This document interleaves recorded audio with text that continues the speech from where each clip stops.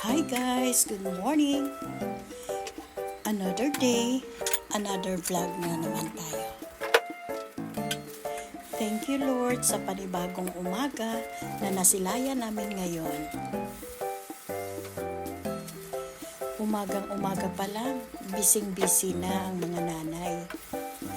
Kakagising pa lang, magluluto na agad. Then habang nagluluto, naghuhugas ng pinggan. Naiinis nga ako sa iba dyan.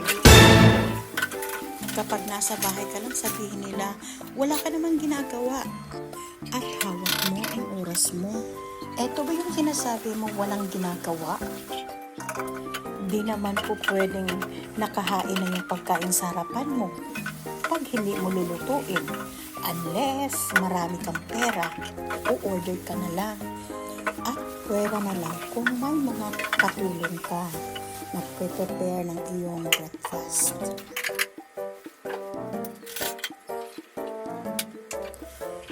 Ano pa kaya yung may mga maliliit?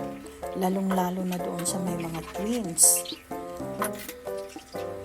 Tapos magkasunod-sunod pa yung mga anak nila na maliliit.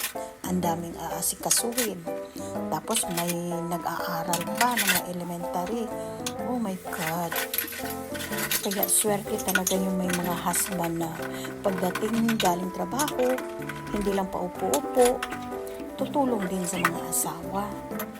Kasi alam nilang napapagod na yung asawa nila. Oh, huwag magagalit. Ito ay opinion ko lang naman. Umagang-umaga nang aasar ka na. Naasar ka ba? Sige na nga. Tuloy lang sa buhay. Laban lang. Ika nga. Teka.